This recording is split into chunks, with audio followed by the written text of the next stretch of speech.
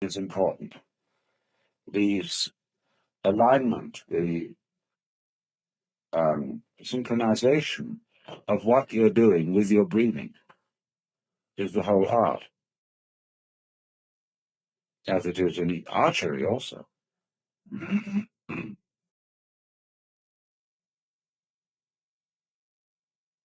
But powerful breath is not worked by muscle power. It is worked by gravity, by weight. And what I would like you to do is, if you will sit upright, and the reason for this is very simple, that the part of your body in which the breathing is occurring is unencumbered.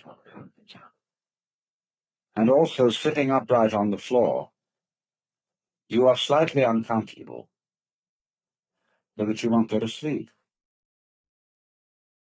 And in any peaceful and quiet state of mind, it's very easy to go to sleep. And now, in this way, in this position, you simply become aware of your breathing without trying to do anything about it at all. You let it happen.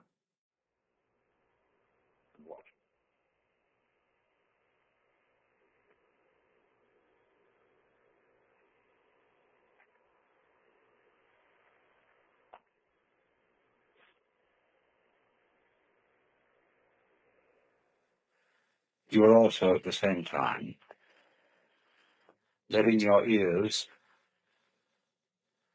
hear whatever they want to hear. In other words, you let them hear just as you're letting your lungs breathe.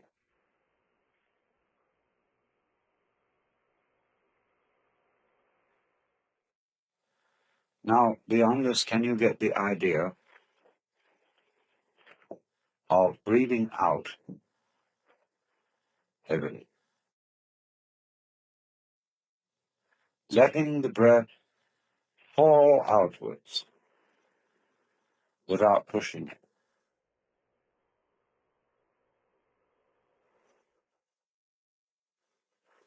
And as you get to the end of the out-breath, do it with the same sort of feeling that you have when you let your body drop into a very comfortable bed. You drop out. Let go. Fall. Let weight do it. And then after a while, the breath will return. Don't pull. Let it fall back in.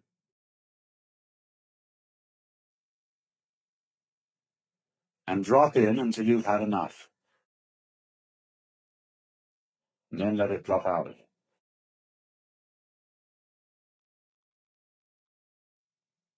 It's a good idea in this to breathe in through the nostrils and out through the lips, allowing there to be a slight sensation of moving air on your lips so that you know you're breathing and that you're not just straining your muscles.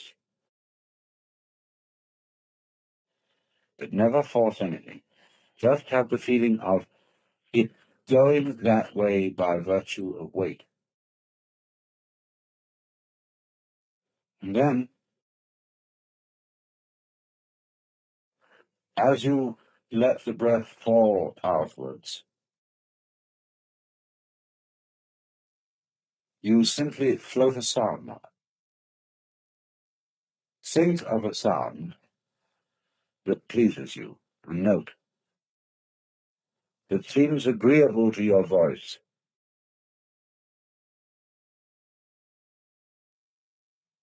And as you breathe out heavily, imagine that sound to yourself, whatever you feel like. Hum it out loud.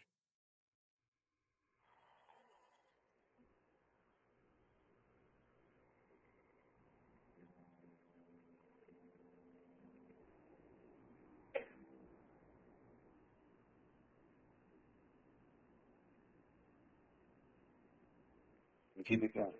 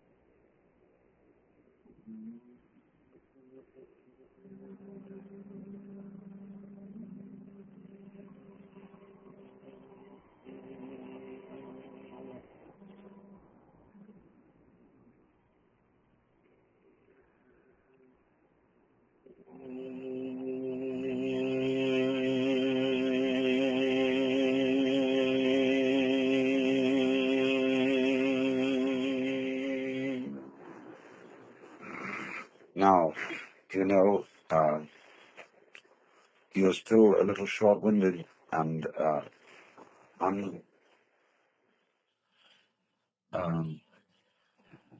uneasy about a thing like this.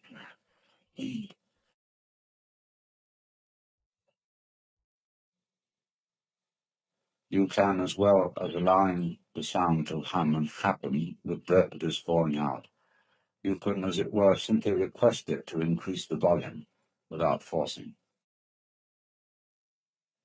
And you can keep the sound humming as a whole group of people together by, when your sound ends, bring it in again quite softly and then allow the volume to rise. And then you will get a more or less continuous production of sound by a group. But it's important to have the sound running continuously. Try it again, picking your own notes again once more.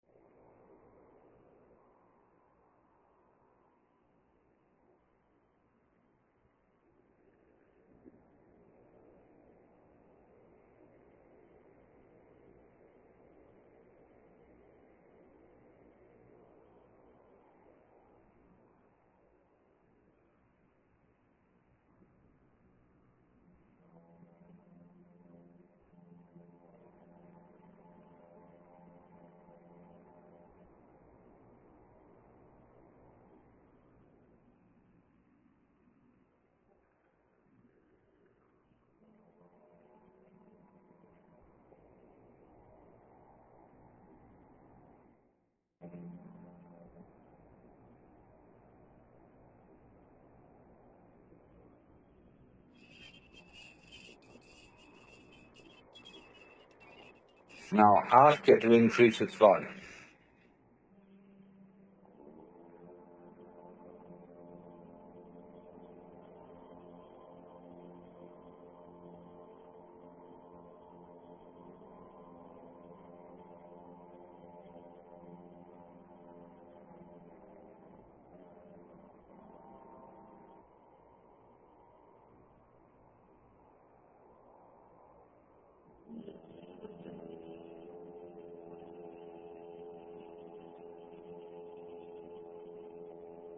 In other words, the activity that we employ in overcoming it is the mess that we object to. Do you see that? And it's very important to realize. And if you do realize that, you raise the question, then what can I do?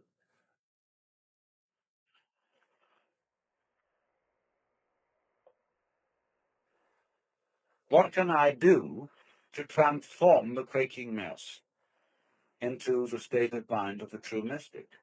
Well, if you are the quaking mess, there's obviously nothing you can do to transform yourself into a state of mind which you idealize as that of being the true mystic, the Christ, the saint, or whatever. So you realize that everything is phony, that all your ideals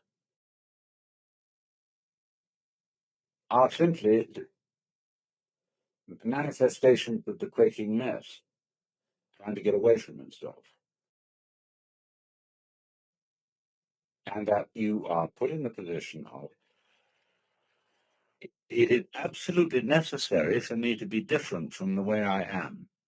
But there's absolutely nothing I can do about it, because being the way I am, I cannot be different from that.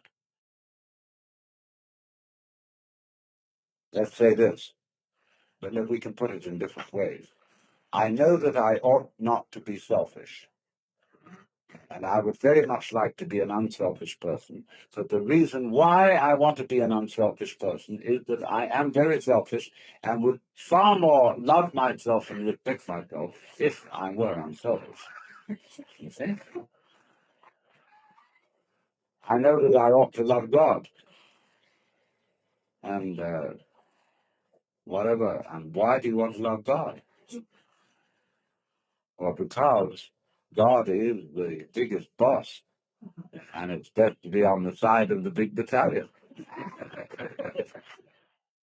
That's really why I must do it. In other words, because I'm looking for the safety of my own spiritual skin.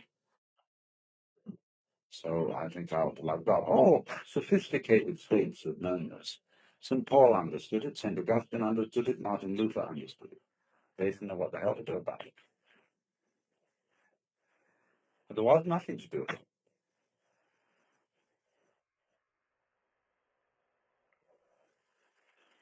And yet something had to be done. Obviously. But you realize when you really look into yourself,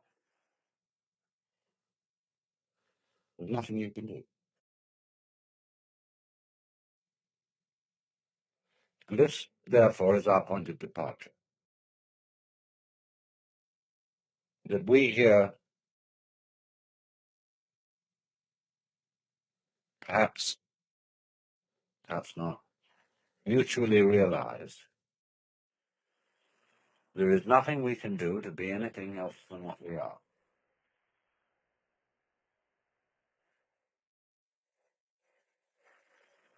To feel any other way than what we feel at this moment. And to be then this quaking mare, which has the capacity for the horrors about what life can do to us.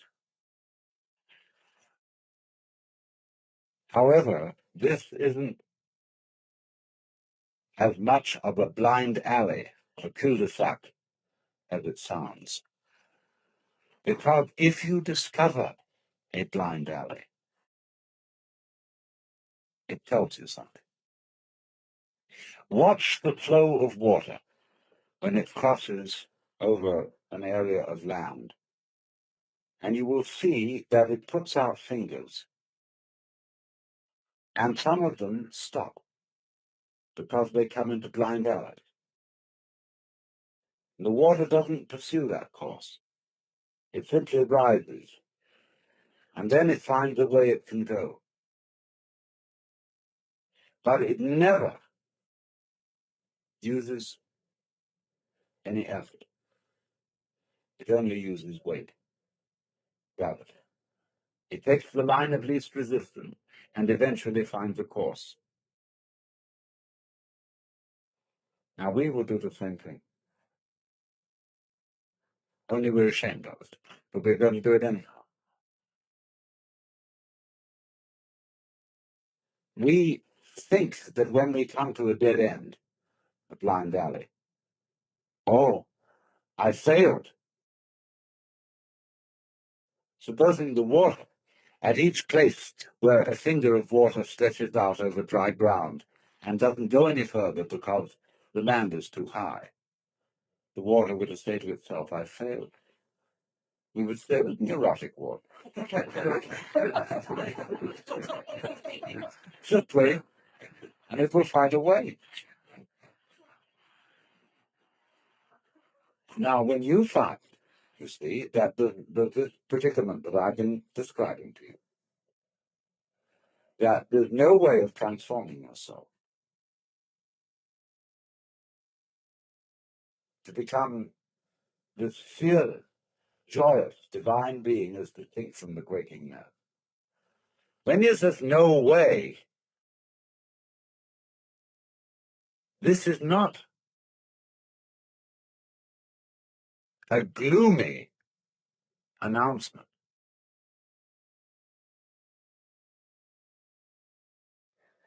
It is a very, very important communication.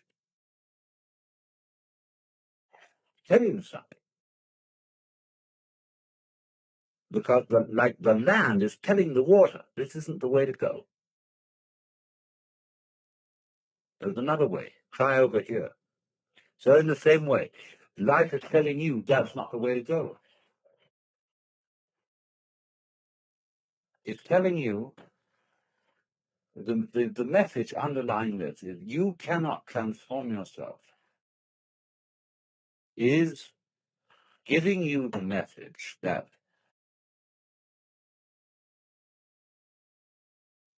the you that you imagine to be capable of transforming yourself doesn't exist.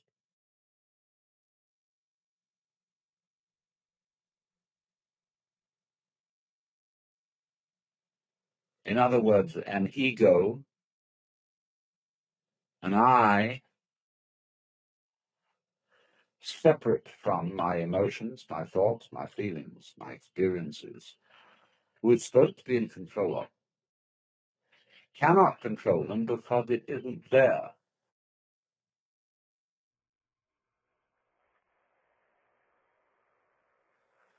And as soon as you understand that, things will be vastly improved. Now, we can go into this. What do you mean by the word I? We're going to make some experiments in this on some number of different levels. But in the ordinary way, what do you mean by the word I? I myself, your personality, your ego. What is it? Well, first of all, obviously, it's your image of yourself.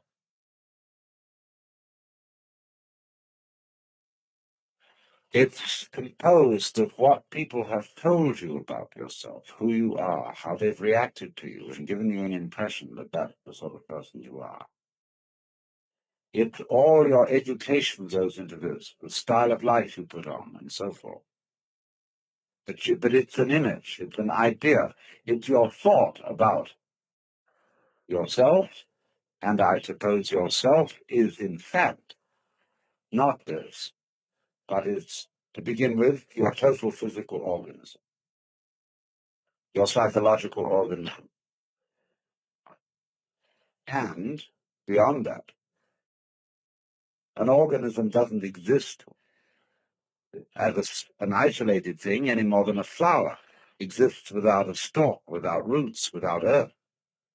So in the same way, although we are not stalked on the ground, we are nevertheless inseparable from a huge social context.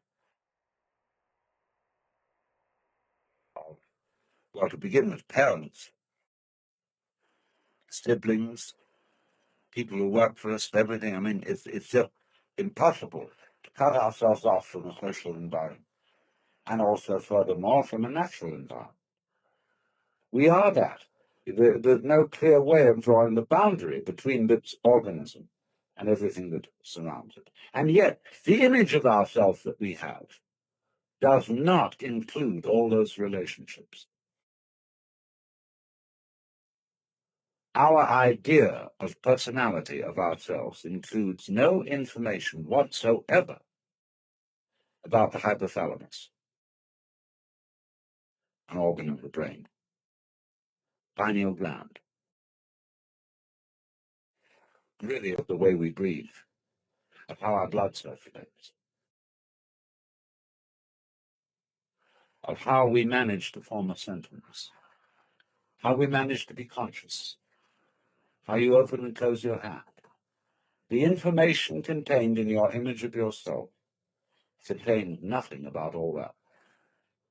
And therefore, obviously, it's an extremely inadequate image. But nonetheless, we do think that the image of self refers to something, because we have the impression,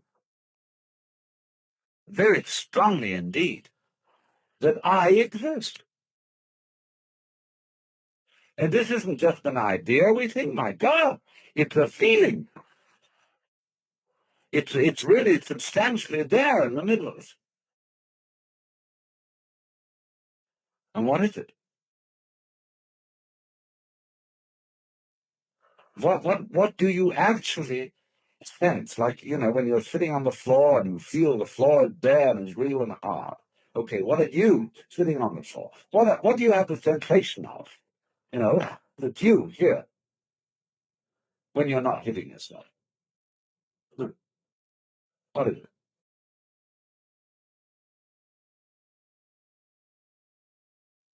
Well, in what part of your body do you feel yourself, the real I existing? We can explore this very deeply, but I'm going to give you a preliminary and superficial answer. The sensation which corresponds to the image of ourselves is a chronic muscular tension,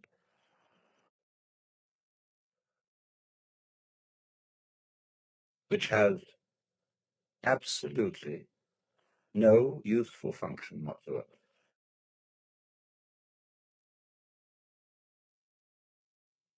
It is when you try, say, to concentrate. What do you do when you try to pay attention? When I was a little boy in school, I had sitting next to me another boy who had great difficulty in reading.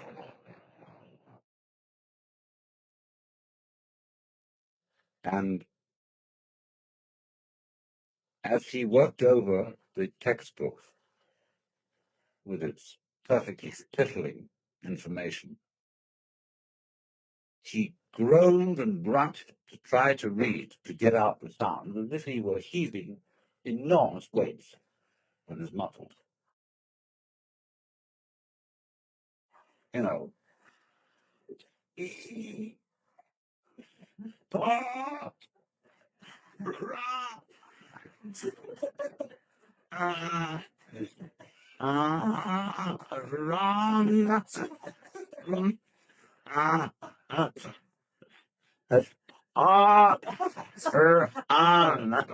no, the enormous weights he was heaving. And, the teacher was vaguely impressed, but he was trying.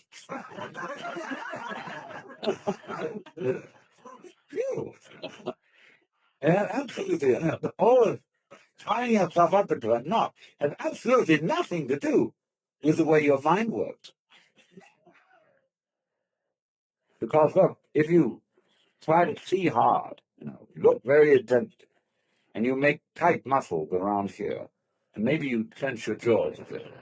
If anything, that will make your vision more fuzzy. Because if you want to see something clearly, you must not make an effort. You must simply trust your eyes and your nervous system to do their thing. So you just look like that. I was writing the other night and I completely forgot somebody's name. But I knew that eventually my memory would produce it. And I just sat for a while and said to my memory, "You know very well who this person is. Please give me the answer." And said, boing, there it was.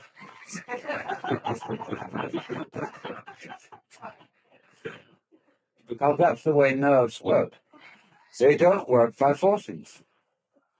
And yet we've all been brought up to try to force our nervous activity, our concentration, our memory, our comprehension, and indeed our very love. We've tried to force it with muscle. Men will understand me if I say you cannot force by muscular effort yourself to have an erection. Women will understand me if I say you cannot force yourself with muscles to have an orgasm. It has to happen, and you must trust it to happen. And there is absolutely nothing you can do about it by using your muscles. Nothing. So in precisely the same way. Well, let's complete the picture. So therefore, the notion that we have of ourselves, of ego, is a compound of an image of ourselves which does not fit the facts, and a sensation of muscular straining which is futile. So that what you perceive to be yourself is the marriage of an illusion and of futility.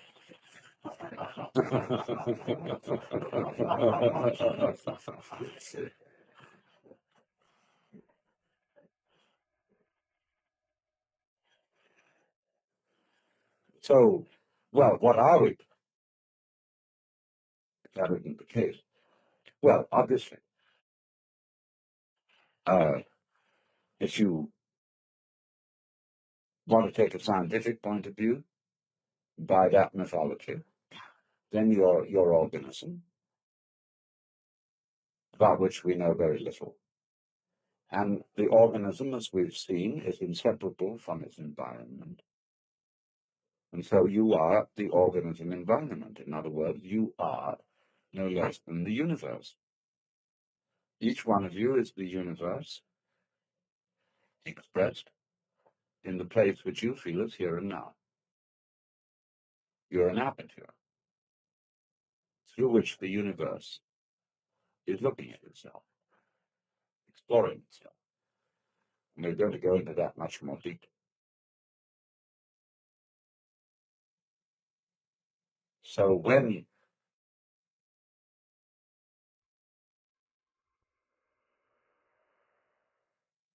you feel that you are a lonely,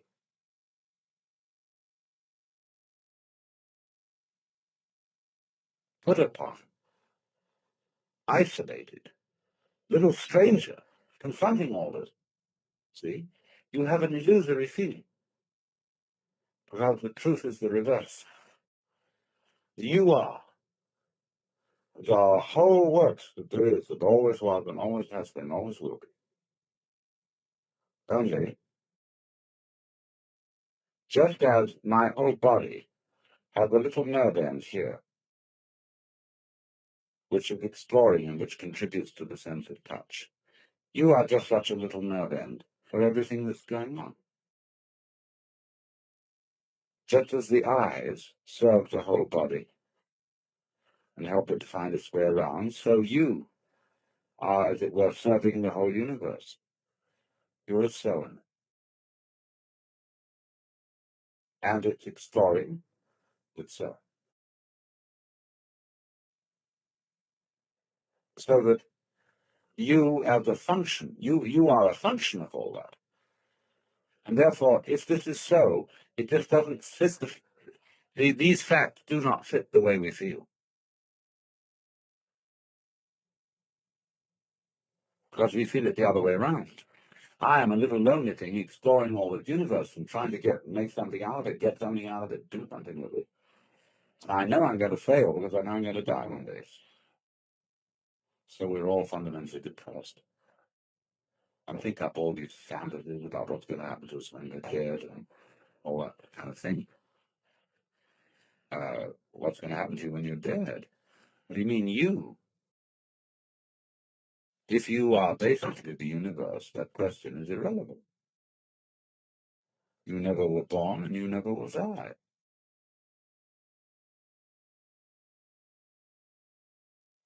Because what there is you. And that should be absolutely obvious. But it is not obvious at all. That should be the simplest thing in the world. That you, the I, is what has always been going on and always will go on forever and ever. But we have been bamboozled by religionists, by politicians, by fathers and mothers, by all sorts of people to tell us, you're not it.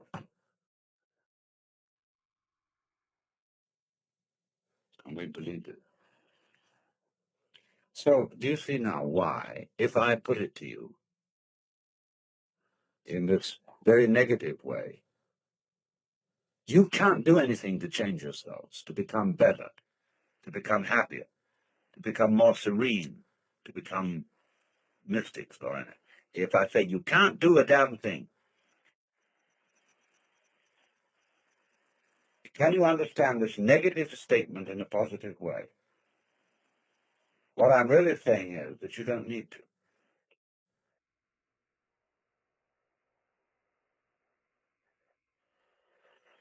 Because if you see yourselves in the correct way, you are all as much extraordinary phenomena of nature as, say, trees, clouds, the patterns in running water, the shape of fire, the arrangement of the stars, the form of the galaxy. You are all just like that.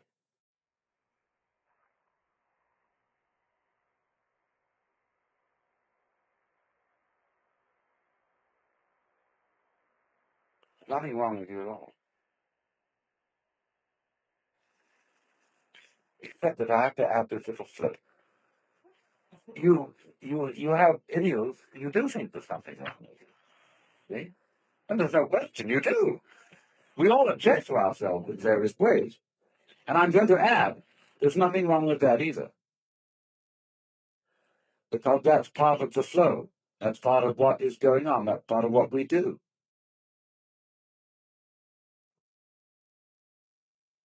So I don't, you see, what I'm actually going to do is I'm going to deliver you from a sense of guilt. Because I'm going to teach you that you needn't feel guilty because you feel guilty.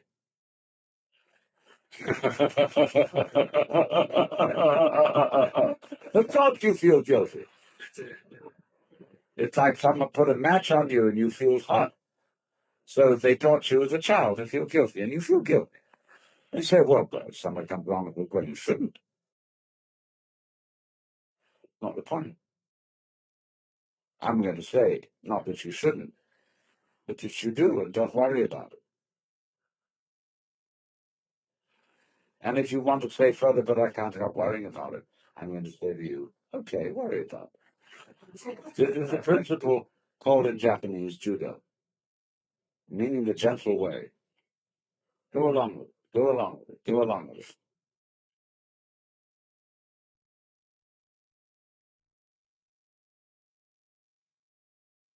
So therefore, this is the beginning of meditation. You don't know what you're supposed to do. What can you do? What if you don't know what you're supposed to do? You watch. You simply watch what's going on. Like, say, somebody plays music. You listen, and you just follow those sounds. And eventually, you understand the point of the music. The point cannot be explained in words, because music is not words. But after a while, in listening to any music, you will understand the point of it. And that point will be the music itself.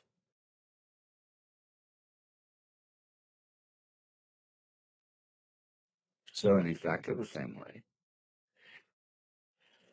you can listen to all experiences, because all experiences whatsoever are vibrations coming at you.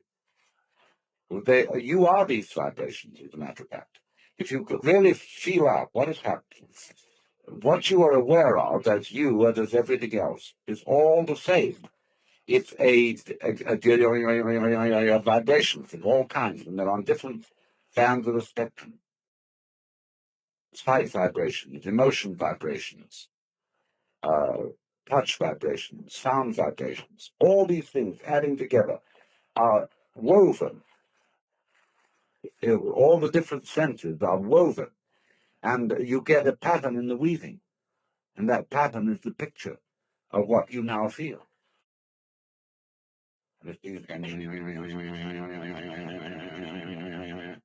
See? Now, instead of saying, what should I do about it? Because who knows what to do about it? To know what to do about this, you would have to know everything. And if you don't, then the only thing that, at least to begin with, you can do is watch. Watch what's going on.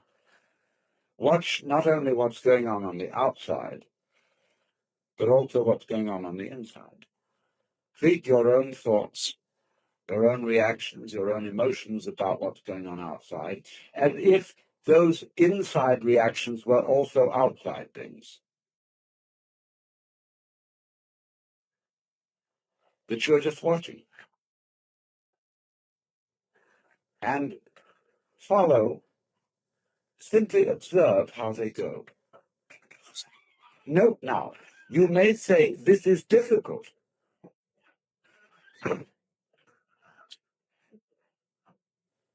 I am bored by watching what is going on. Let's say you sit quite still and you are simply observing what is happening. All the sounds outside, all the different shapes and lights in front of your eyes, all the feelings on your skin, inside your skin, belly rumbles, thoughts going on inside your head, chatter, chatter, chatter. I ought to be writing a letter to so-and-so. I should have done this. There's all of the bills going on. You just watch it.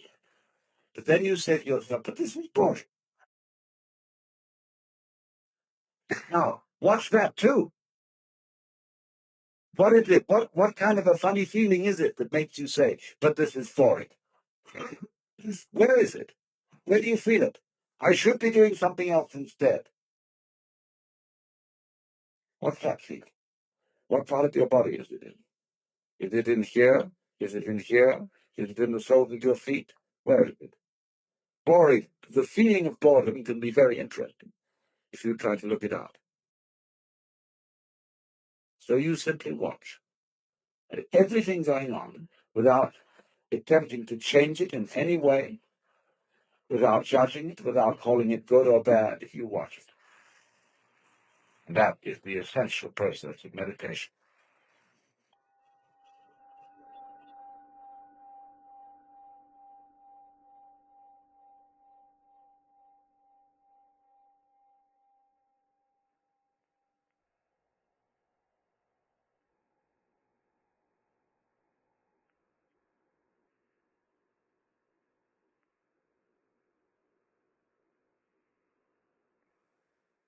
We all know what reality is, but we can't describe it.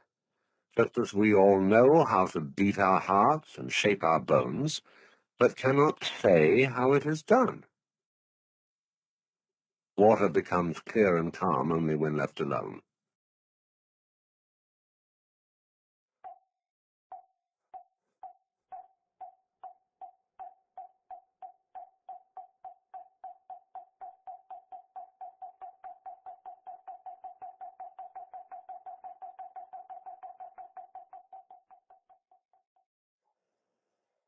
I was trying to explain this morning that what, for want of a better word, we call meditation, or I sometimes prefer to say contemplation, is really supposed to be fun.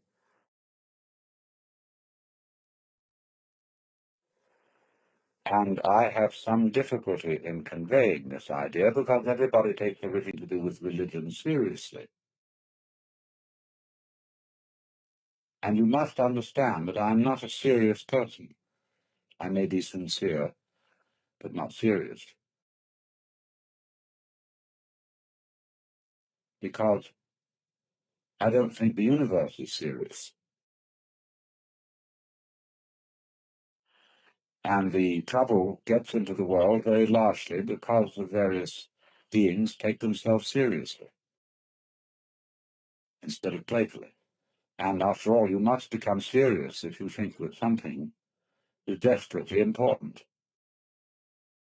You will only think that something is desperately important if you're afraid of losing it.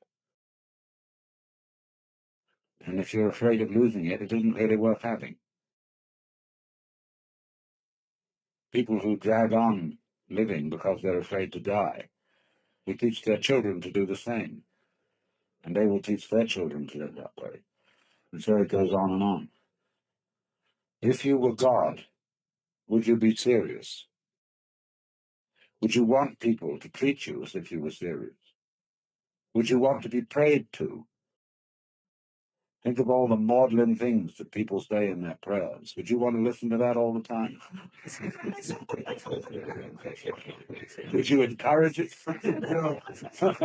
Not if you were God. So in the same way, meditation is different, you see, therefore, from the sort of things that people are supposed to take seriously, because it doesn't have any purpose. When you talk about practicing meditation, it's not like practicing rifle shooting or playing the piano, which one does in order to attain a certain perfection. You practice in order to make perfect. You practice the piano to go on stage and perform. But you don't practice meditation that way, because if you do, you're not meditating. The only way in which you can talk about the practice of meditation is to use the word practice in the same way as when somebody says that he practices medicine. It's his way of life. It's his vocation. He does it every day. Maybe he does it the same way every day. Maybe if it's good, that's fine. Because in meditation, you see, there's no idea of time. In practicing learning things, time is of the essence. Let's do it as fast as possible. Let's find a faster way of learning how to do this. In meditation, a faster way of learning is of no importance whatsoever,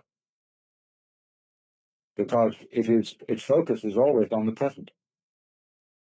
And there may occur growth in it, but it's the same way that a plant grows. Once upon a time in China, there was a farming family, and they were having dinner. And the oldest son came in late. And they said, "Why are you late for dinner?" He said, "I've been helping the wheat to grow." Oh. So they came out next morning, and all the wheat was dead. Well, what happened was that he had gone and pulled each stalk up a little, yeah, to help it grow. So growth always occurs in a being like a plant, which is perfect at every step. No progress was involved in the transformation of an acorn into an oak. But the acorn is a perfect acorn, and the sapling is a perfect sapling, and the big oak tree is a perfect oak, which again produces acorns. Perfect acorns, you see. At every stage, it's there, just as in the unfoldment of a musical composition, it is arrived at every stage, and it cannot be otherwise. So the meditation work is the same, exactly the same. So we should not talk about beginners as distinct from experts.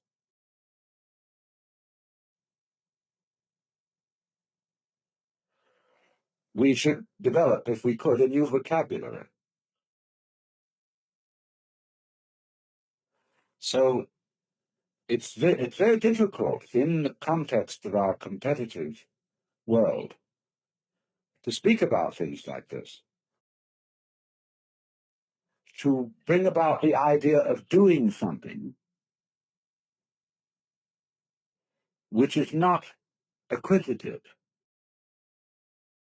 which you're not going to get anything out of, because there's no one to get anything. When you understand what I've been talking about there being no experiencer separate from experience, then there's no one to get anything out of light, or to get anything from meditation. So we have here a sort of law of reversed effort.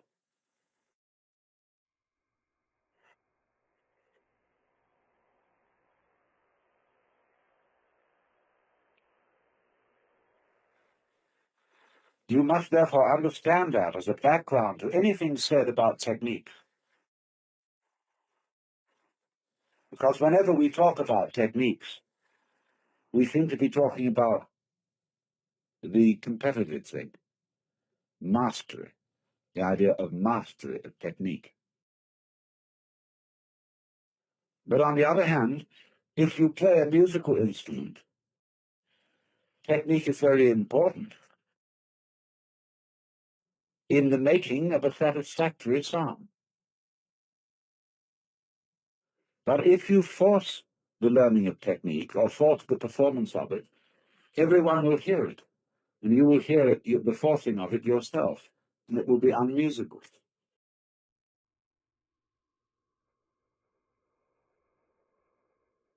And so you have to address yourself to the playing of an instrument without hurry, and never force anything. And you will find there is a point then that where the instrument seems to play itself. And when you get that peculiar feeling of the sound that is coming out of a flute or a violin string or whatever is, as it were, happening of itself, then you're playing the instrument properly. Same way which you sing.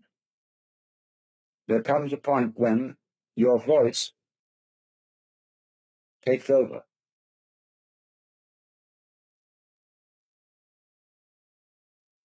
This is the difference between spiration and inspiration. You may say, as Christians do, that the act of worship is inspired by the Holy Spirit. That when monks are chanting, they are told that the Holy Spirit is chanting through them. They are flutes for the Holy Spirit. And this has a very precise and technical meaning, because there is a way of producing the breath and of producing sound where it comes of itself and you don't do it.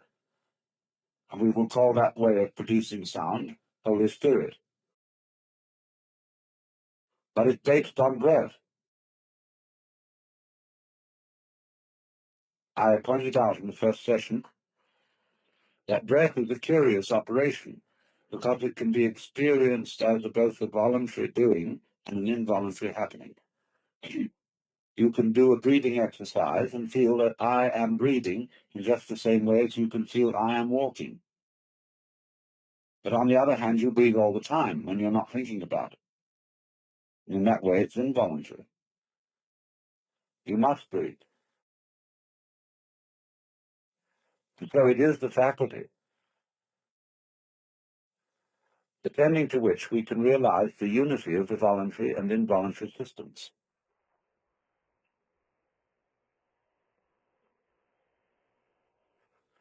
So therefore, what is called anapanasati in Buddhism means mindfulness of the breath, watching breath. And watching breath is fundamental in meditation, because it's like sound. It's so easy to see the happening thing, as distinct from what we thought of as the doing. Breath happens. But the curious thing is about breath is that you can get with the happening of breath. And in getting with it, you can do extraordinary things with it. Anyone who swims knows this. Anyone who sings. Anyone who does, as a matter of fact, any athletic thing knows that the breathing is important. The alignment, the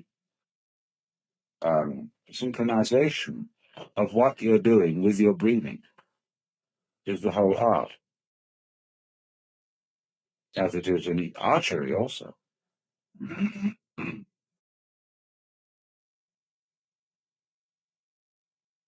But powerful breath is not worked by muscle power. It is worked by gravity, by weight. And what I would like you to do is, if you will sit upright, and the reason for this is very simple, that the part of your body in which the breathing is occurring is unencumbered. And also, sitting upright on the floor, you are slightly uncomfortable, so that you won't go to sleep. And in any peaceful and quiet state of mind, it's very easy to go to sleep. And now, in this way, in this position, you simply become aware of your breathing without trying to do anything about it at all. You let it happen.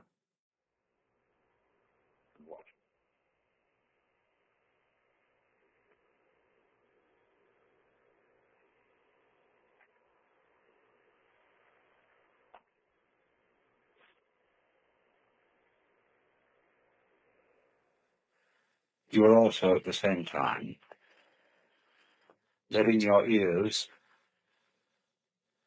hear whatever they want to hear. In other words, you let them hear just as you're letting your lungs breathe.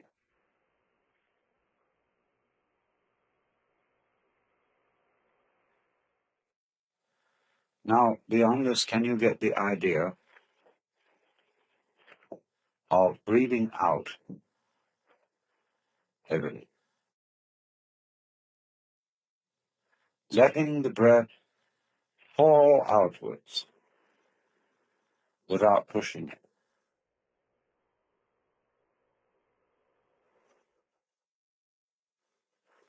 And as you get to the end of the out-breath, do it with the same sort of feeling that you have when you let your body drop into a very comfortable bed.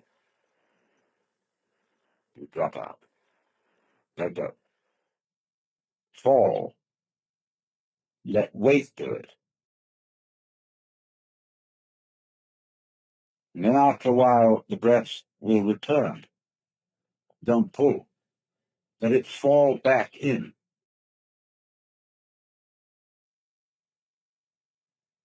And drop in until you've had enough.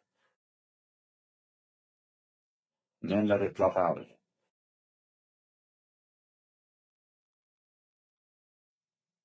It's a good idea in this to breathe in through the nostrils and out through the lips, allowing there to be a slight sensation of moving air on your lips so that you know you're breathing and that you're not just straining your muscles. But never force anything. Just have the feeling of it going that way by virtue of weight. And then, as you let the breath fall outwards, you simply float a sound.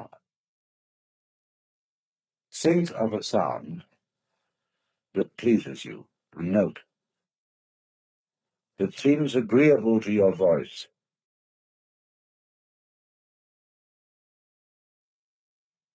And as you breathe out heavily, imagine that sound to yourself, whatever you feel like. Hum it out loud.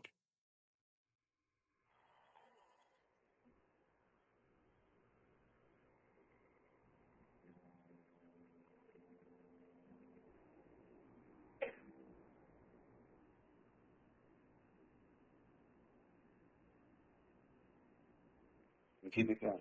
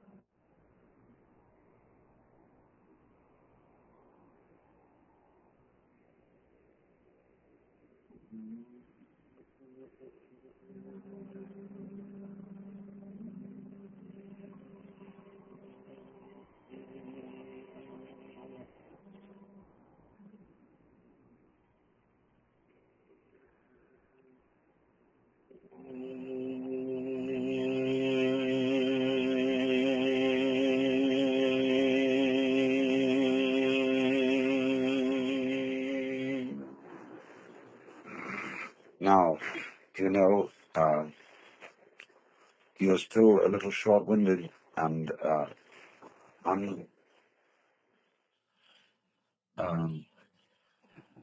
uneasy about a thing like this.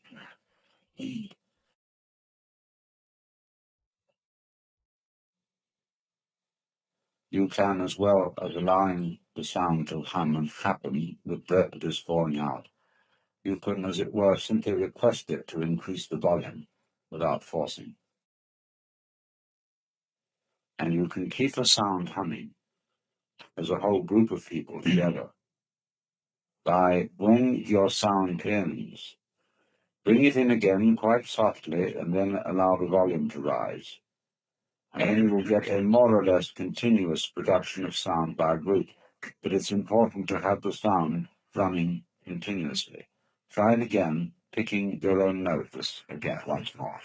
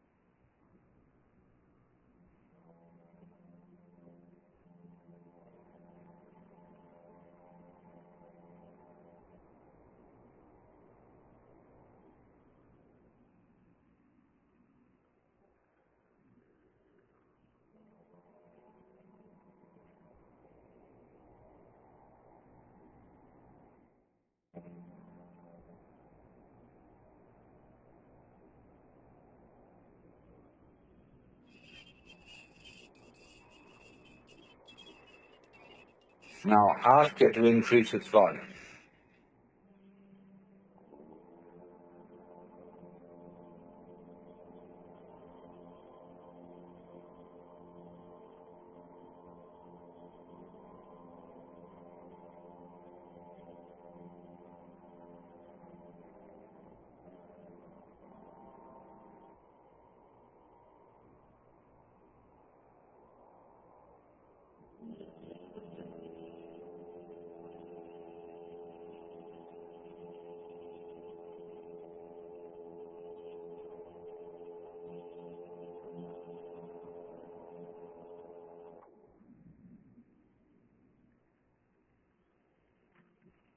Just a moment.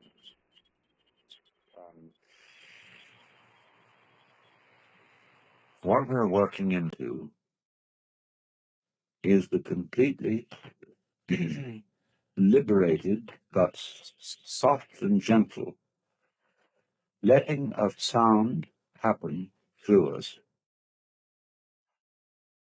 without the slightest sense of strain, so that you are not singing it, but it is singing with your voice. Don't premeditate the tune, but let it come, so that it's as if almost you were talking nonsense. I mean, I can talk nonsense at the drop of a hat. I can do a whole lecture with completely non-existent language. But what you're doing is you're doing this gently with voice, and you're simply preoccupied with it like easy humming to yourself.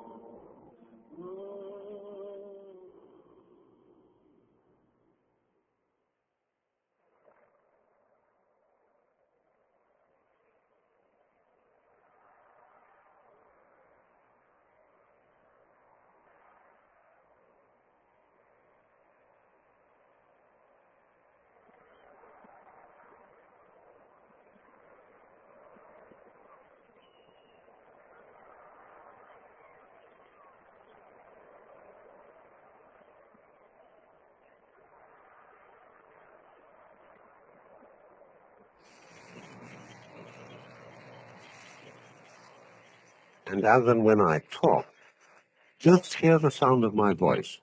Don't bother about what it means. Your brain will take care of that by itself. Just let your eardrums respond as they will to all vibrations now in the air. Don't let yourself, or your ears, be offended by improper or unscheduled sounds. If, for example, the record is scratchy, okay. You wouldn't object if you were listening to it sitting by a fire, crackling logs.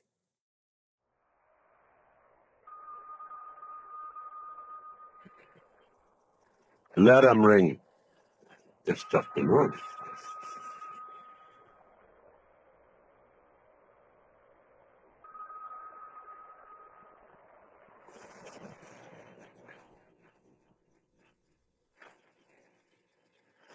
And keep your tongue relaxed, floating easily in the lower jaw.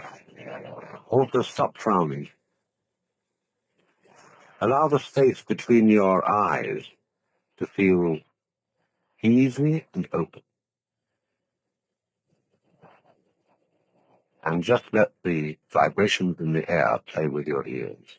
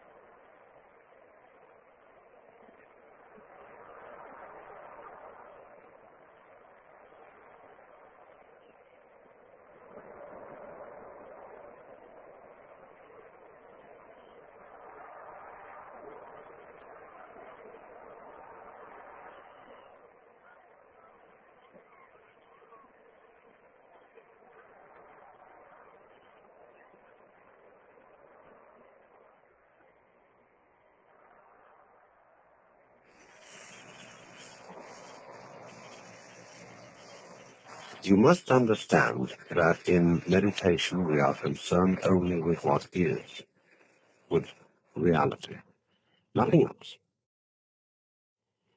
The past is a memory, the future an expectation.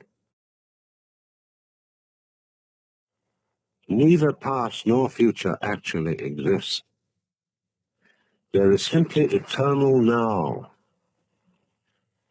So don't seek or expect a result from what you're doing. That wouldn't be true meditation. There's no hurry. Just now you're not going anywhere. Simply be here. Live in the world of sound. Let it play. That's all.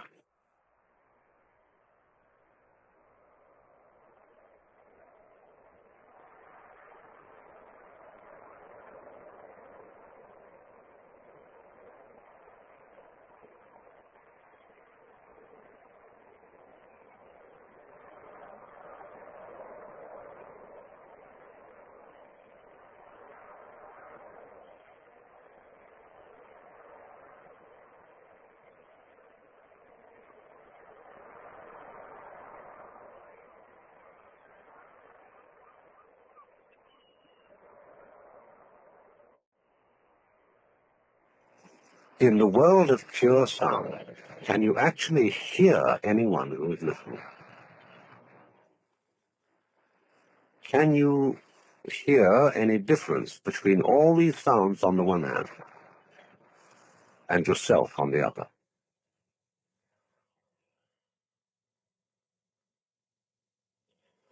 Now, when you were thus absorbed in sound, where were you? This would be called a state of consciousness, where we have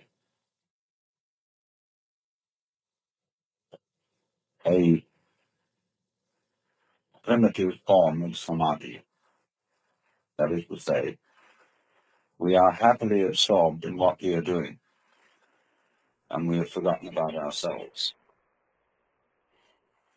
We can't very well do that and worry.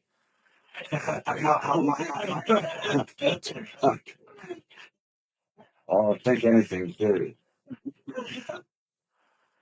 And you'll notice that there's a special way of doing it. Because, I mean, we can go crazy, and we can do kind of the wild Indian chant. But in this, you are sort of straining too much as a rule, see? If you keep it down to a soft thing like this, and get a floating feeling of the voice, if you instantly you feel any sound is uncomfortable, avoid it. Slip down if you're going too high. Slip up if you're getting too low. If your voice tends to change, follow its change. So that you're just swinging along with it. This is the point of why, from ancient times, people discovered humming and singing, and everybody used to sing while they worked.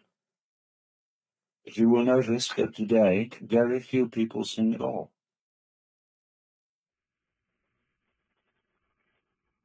You have to make a thing of it.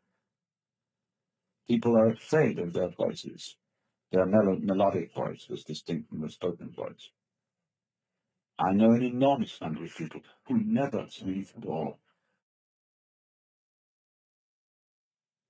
Why is it that when the scriptures, the Upanishad, the sutras, are read, they are invariably chanted? Because an extra dimension is added through the voice as soon as you bring a note into it. That's the divine element, you see, the note sound, the singing sound, symbolically speaking. So this is a form of what I would call free mantra chanting, like we did it then,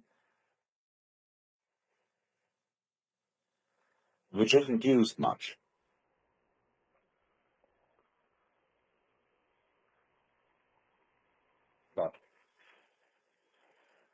it does give you, as you do it, a very good idea of what the meditative state is.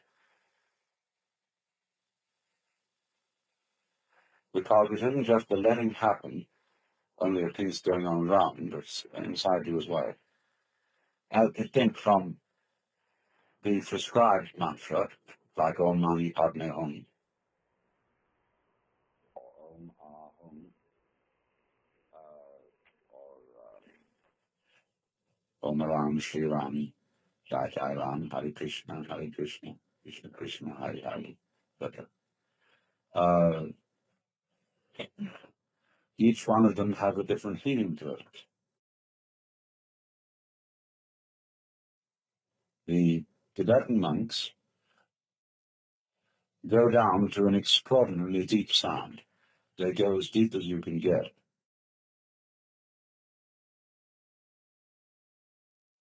There is a reason for this. It's very difficult to explain, because you have to do it. But when you go down into sound as deeply as you can get, you're going to an extreme of the vibration. And everybody feels naturally that what is deep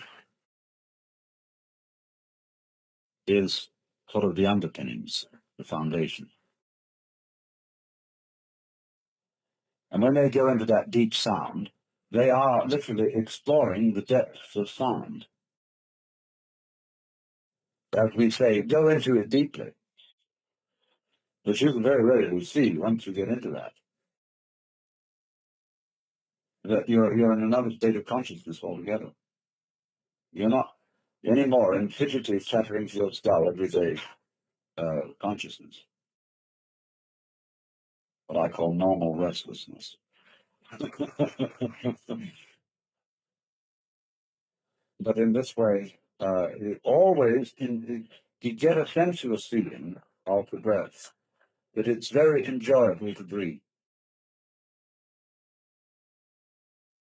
And then you will find this will help in the quality of the sound you produce. And we, of course, have to get away from some of our musical prejudices when we do this.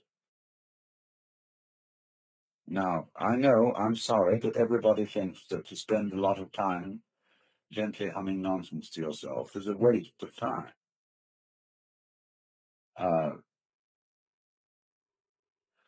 What are you going to do with the time that you spend? No.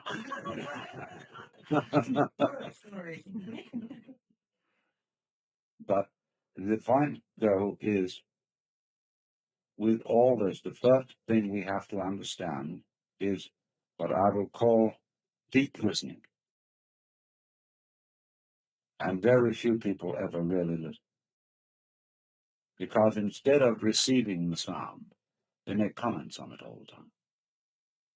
They're thinking about it. And so the sound is never fully heard. You just have to let it take over. Let it take you over completely. Then you get the samadhi state of becoming.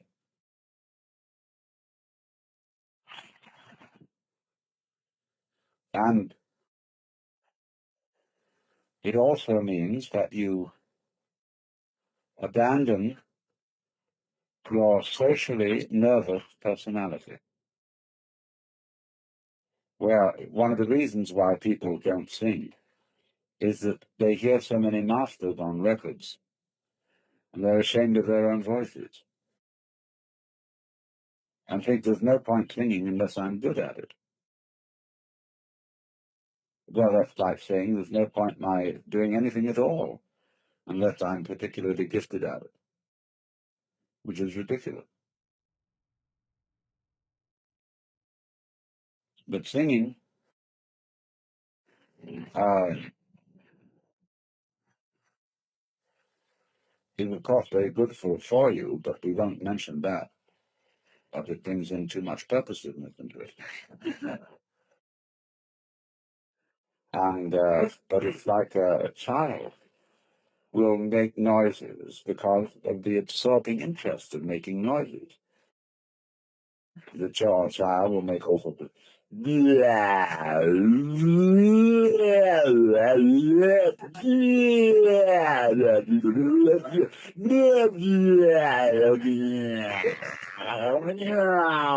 see?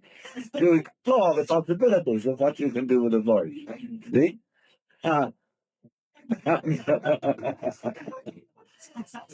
You don't see adults going around here. Oh, too shy.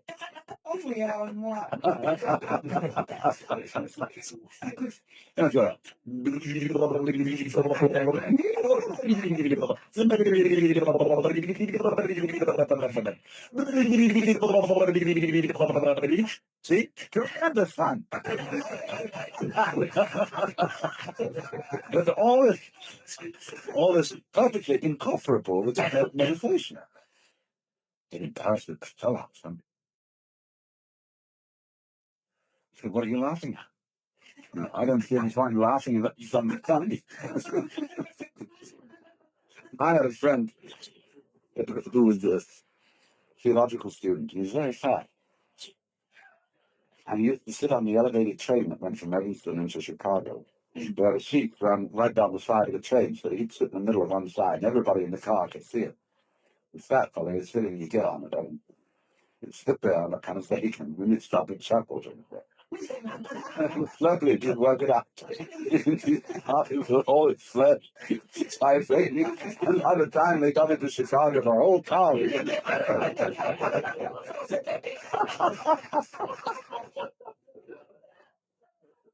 Audible hopes you have enjoyed this program.